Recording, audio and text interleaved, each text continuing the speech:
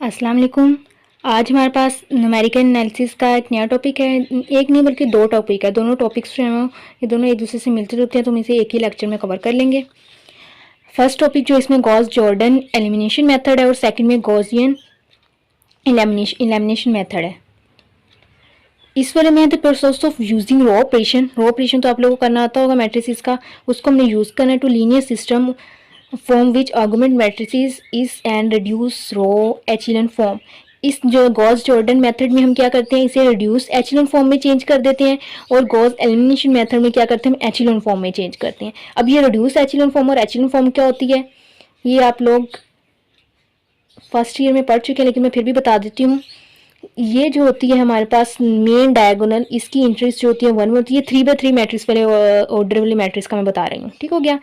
इसके अलावा नीचे जो होते हैं, इसके नीचे वाली इंट्रीज वो 0 होती हैं, ऊपर चाहे जो मर्जी हो। ये हमारे पास एचेलॉन फॉर्म और रिड्यूस एचेलॉन फॉर्म दोनों में ये हमारी फिक्स है कि ये जो है हमारी मेन डायगोनल की इंट्रीज है, ये 1 होगी, ठीक हो गया। अब मैं आप लोग बता रही हूँ एचेलॉन फॉर्म। एचेलॉन फॉर्म में क्या होगा कि हमारे पास यहाँ पे मेन डायगोनल में 1 और नीचे उसकी इंट्रीज होंगी 0 0। उसके अलावा ऊपर चाहे जो मर्जी इंट्री हो सकती है, ठीक हो गया। ये तो हमारे पास आ गया एचेलॉन फॉर्म। अब रिड्यूस एचेलॉन फॉर्म में क्या, वो रिड्यूस हो जाएगी चीज़, मतलब अब उसके ऊपर भी 0 आ जाएंगे। मतलब कैसे होंगे, यहाँ 1 आ गया मेन डायगोनल में, और इधर नीचे एचेलॉन में 0 थे। रिड्यूस में इसके ऊपर भी 0 आ जाएंगे, यानी कि मेन डायगोनल की एंट्री जो 1 होगी, उसके अलावा उसके ऊपर और नीचे हमारे पास 0 आ जाएंगे। ये हमारे पास रिड्यूस रो एचेलॉन फॉर्म हो जाएगी, यानी कि रो ऑपरेशन जो यूज़ करते हुए हमें रिड्यूस एचेलॉन फॉर्म में या एचेलॉन फॉर्म में चेंज करेंगे, ठीक हो गया।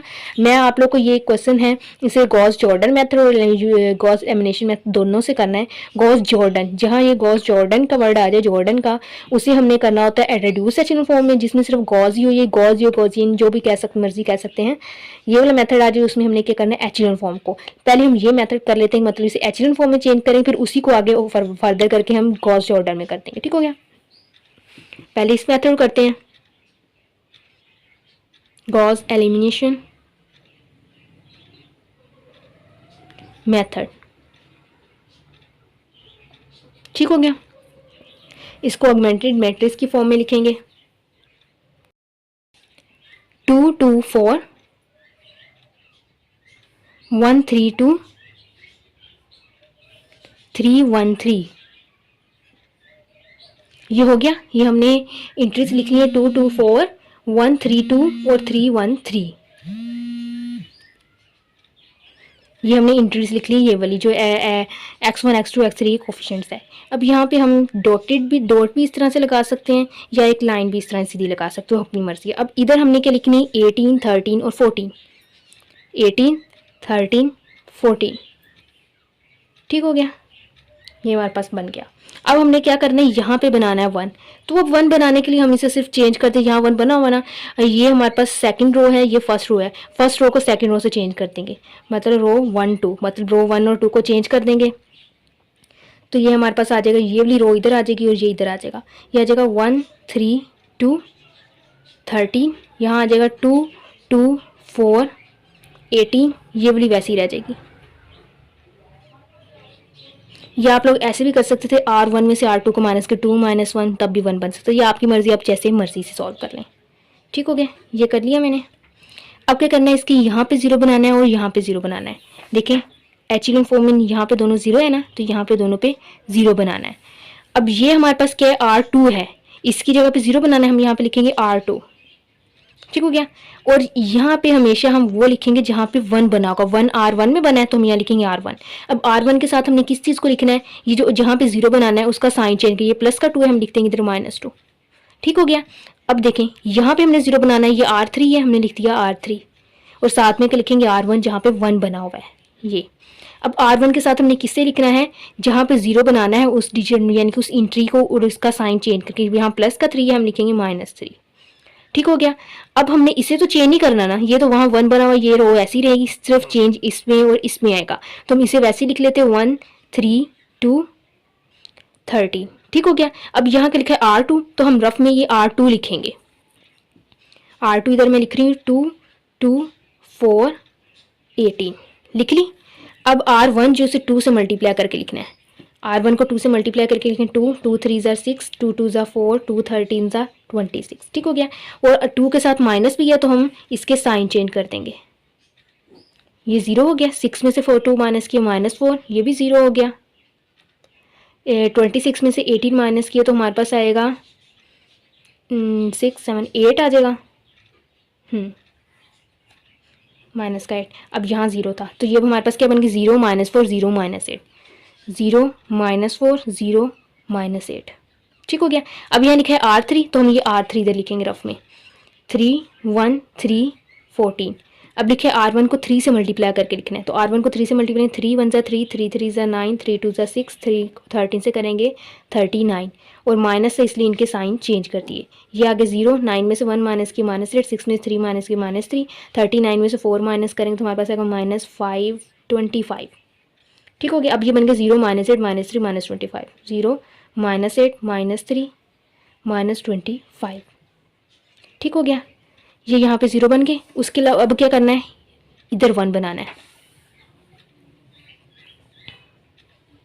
मतलब हमने -4 की जगह पे 1 बनाना है। तो -4 की जगह पे 1 कैसे बनाएंगे, अगर हम ये सेकंड रो है ना R2 डिवाइड बाय -4, इसे -4 पे डिवाइड कर दे इस रो को तो ये खुद ही 1 बन जाएगा ना। तो हम R1 और R3 वैसे लेकिन सिर्फ इसे चेंज करेंगे क्योंकि सिर्फ इसको हम -4 पे डिवाइड कर रहे हैं। हम लिखेंगे 1 3 2 13 0 -8 -3 -25। चेंज यहाँ पे ना 0 को -4 पे करेंगे 0, -4 को -4 पे डिवाइड करेंगे 1, 0 को -4 पे डिवाइड करेंगे 0, -8 को -4 पे डिवाइड करेंगे तो हमारे पास आ जाएगा 2। ठीक हो गया। अब यहाँ पे 1 बन गया। अब हमने इसके नीचे 0 बनाना है, ऊपर नहीं, क्योंकि ऊपर 0 हम तब बनाते हैं रिड्यूस एचेलियन फॉर्म, मतलब गॉस जॉर्डन मेथड हो। हम गॉस एलिमिनेशन मेथड का है तो उसमें सिर्फ नीचे 0 बनेगा, जहाँ 1 बन गया उसके सिर्फ नीचे 0 बनना है। तो -8 को हमने 0 बनाना है। तो ये हमारे पास कौन सी रो है, R3 है। और 1 कहाँ बना हुआ है, अब हमारे पास हमने R2 में 1 बनाया था, हम यहाँ लिखेंगे R2। ठीक हो गया। यानी कि जहाँ 0 बनाना उसके ऊपर और नीचे देखने कहाँ पे 1 बना है। तो यहाँ 1 बना था ना तो हमने ये लिख लिया। अब इस जहाँ 0 बनाना उसका साइन चेंज करें तो क्या बन जाएगा प्लस का 8, तो हम यहाँ लिखेंगे +8। ठीक हो गया। अब यहाँ सिर्फ R3 में चेंज आना है, R1 और 2 में चेंज यानी इसे हम वैसे ही लिख लेते हैं। यहीं पर मैं लिखती हूँ 1 3 2 13 0 1 0 2। ठीक हो गया। इसमें चेंज आएगा, इसे कैसे लिखें, रफ में लिख लेती हूँ। R3 पहले लिख लेती हूँ। R3 हमारे पास है 0 -8 -3 -25 लिख लिया। अब R2 को 8 से मल्टीप्लाई करके लिखना, इसे 8 से मल्टीप्लाई करेंगे 0 8 0 16। प्लस है तो साइन चेंज करने की ज़रूरत नहीं है, ये 0 है, ये भी 0 हो गया। ये -3, 25 में 16 माइनस करें तो हमारे पास आ जाएगा -9, 0 0 -3 -9, 0 0 -3 और -9। ठीक हो गया। यहाँ 1 था उसके नीचे 0, फिर यहाँ 1 था उसके नीचे 0। अब यहाँ पे 1 बनाना है। R3 है तो हम R3 डिवाइडेड बाय किस पे कर देंगे, -3 पे। R3 को -3 पे डिवाइड कर देंगे और तो हमारे पास आएगा, बाकी ये दोनों वैसी रहेंगी 1 3 2 13 0 1 0 2 0 0। इसे जब -3 पे डिवाइड करें तो यहाँ पे 0 0 1 आ जाएगा और इसे -3 पे डिवाइड करें तो हमारे पास आएगा 3।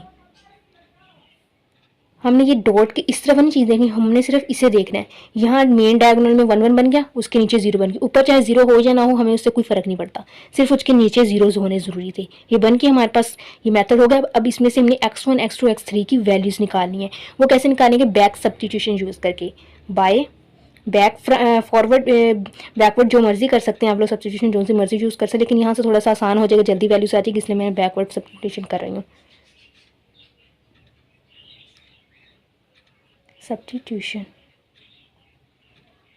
ठीक हो गया। यहाँ ये जगह थी x1 की, ये x2 की, ये x3, x1 भी 0 हो गया, x2 भी 0, x3 1 आ गया। हम लिखेंगे x3, ये डॉट मतलब इक्वल था, ये इक्वल था ना, इक्वल की तरफ 13 था, इक्वल 3, मतलब यहाँ से x3 की वैल्यू 3 आ गई। अब इस वाली को चलिए, ये x1 0 है, x2 1 है, x3 भी 0 है तो वो नहीं लिखेंगे। अब इक्वल का साइन 2 लिख दिया, ये x2 की वैल्यू आ गई, x3 की वैल्यू 3 आ गई, x2 की वैल्यू 2 आ गई। ठीक हो गया। अब हम इसको लिखेंगे, ये x1 की जगह थी, हमने लिखा x1, ये x2 की जगह थी +3x2, ये x3 की जगह थी प्लस 2x3, उसके बाद डॉट की जगह इक्वल आ गया 30, x1 वैसे आ गया प्लस 3, x2 की वैल्यू हमने फाइंड की है 2, 2 लिख लिया, x3 की वैल्यू हमने फाइंड किया 3, 3 लिख लिया, x1 plus 3 2 6 plus 3 2 6 equal 13, x1 equal 13 minus 6 x equal 6 6 12, 30 में से 12 माइनस किया तो 1, x1 क्या आ गया 1। ये हमने किस मेथड को यूज़ किया है, गॉस एलिमिनेशन मेथड भी कह सकते हैं इसे, या फिर इसे एचेलॉन फॉर्म, रो एचेलॉन फॉर्म भी कह सकते हैं। इस मेथड को यूज़ किया और हमारे पास x1 x2 x3 की वैल्यूज़ आ गई। ठीक हो गया। और अब हम करते हैं गॉस जॉर्डन मेथड से इसी सवाल को। तो उसमें क्या होगा, हमें ये इतना लंबा जो प्रोसेस करना पड़ेगा ये करने की ज़रूरत नहीं है, क्योंकि आप लोगों को ये मैं एक दफ़ा समझा चुकी हूँ। अब आगे यहीं से स्टार्ट करें, इसे इक्वेशन 1 कहते हैं, इसे 1 कहते हैं और यहीं से स्टार्ट करते हैं, इसी को ही लेते हैं हम। 1 इम्प्लाइज दैट। ठीक हो गया।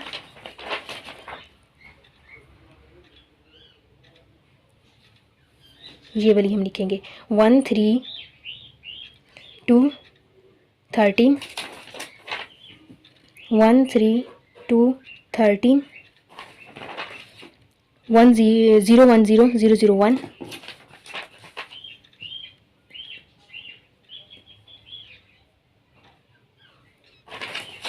यहाँ पे 2 और 3 है। ठीक हो गया। अब गॉस जॉर्डन मेथड जो है इधर लिख लेते हैं, गॉस जॉर्डन मेथड से कर रहे हैं। गॉस जॉर्डन मेथड में क्या होता है, मेन डायगोनल में 1 1, उसके नीचे और ऊपर 0, नीचे तो बना है ऊपर 0 बनाने की जरूरत है। ये 1 है, इसके नीचे 0 बना है ऊपर बनाना है, यहाँ पे 0 बनाना है, हम इधर लिखेंगे x1, r1 है हमने लिख लिया r1। ठीक हो गया। अब यहाँ पे वो लिखना है जहाँ 1 बना हुआ है, इसके नीचे देखिए कहाँ 1 बना हुआ है, r2 में हमने r2 लिखा, और r2 के साथ हमने क्या लिखना है, जहाँ 0 बनाना है उसका साइन चेंज किया, प्लस का 3 है हमने माइनस का 3 लिख लिया। ठीक हो गया। और इधर कहीं भी 0 नहीं बनना, ये छोड़ दिया हमने। अब इधर 0 बनाएंगे, रफ में लिखेंगे पहले r1, वो हमारे पास क्या 1 3 2 13। अब r2 को 3 से मल्टीप्लाई करके लिखना है, तो हमारे पास आएगा 0 3 0 6, माइनस तो इनके साइन चेंज कर देंगे, यह आ जाएगा 1 0 2, 13 में से 6 माइनस किए 7, तो 1 0 2 7, 1 0 2 7। बाकी ये दोनों वैसे ही आ जाएगी, 0 1 0 2 0 0 1 3। ठीक हो गया। अब यहाँ 0 1 बना हुआ, इसके ऊपर 0 बनाना है, ये 0 तो बना ही हुआ ऑलरेडी, हमने सिर्फ यहाँ पे 0 बनाना है, तो यहाँ भी लिखेंगे r1, और 0 का बना हुआ है 1 का बना हुआ है r3 में, तो यहाँ लिखेंगे r3, और इसका साइन चेंज करेंगे तो -2 आएगा। अब यहाँ रफ में लिखेंगे हम r1 1 0 2 7, r3 को 2 से मल्टीप्लाई करके लिखेंगे 0 0 2 6, और माइनस में से साइन चेंज, ये 1 0 0 1, तो यहाँ आ जाएगा 1 0 0 1। बाकी सारा कुछ वैसे ही आ जाएगा, 0 1 0 2 0 0 1 3। ठीक हो गया। ये हमारे पास हो रहा है। इसमें बैकवर्ड सब्स्टिट्यूशन या फॉरवर्ड कर दे, इसमें कोई फ़र्क नहीं पड़ेगा, बैक ही कर लेते हैं, बाय बैक सब्स्टिट्यूशन। ठीक हो गया। x3 equal 1 3, x2 equal 2, x1 equal 1, same वही वैल्यूज आ गई दूसरे मेथड से थी। ठीक हो गया। आप लोग इसमें से इसे इसी मेथड से आए कर सकते। जब अगर आप लोग से केला ये पूछे ना गॉस जॉर्डन मेथड, तो फिर आप लोग यहाँ से स्टार्ट करेंगे, उसे दूसरा पीछे ये जो है यहाँ तक करेंगे। लेकिन अगर वो पूछेंगे गॉस एलिमिनेशन मेथड, तो फिर आप लोग को सिर्फ इतना ही करना पड़ेगा। गॉस जॉर्डन मेथड में पहले ये करना, उसके बाद ये चीज़ नहीं करनी, ये गॉस जॉर्डन के लिए नहीं है। इतना करने के बाद फिर आप लोगों ने ये करना है। ठीक हो गया। ये आप लोग के दोनों मेथड हो गए। आप लोग को आगे मैं प्रैक्टिस के लिए क्वेश्चन दे देती हूँ। ये मैंने आप लोग की प्रैक्टिस के लिए क्वेश्चन लिख दिया है।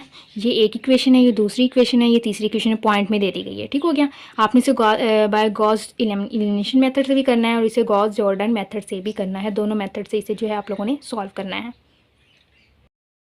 यहाँ पे ये हमारा लेक्चर कंप्लीट हो गया है।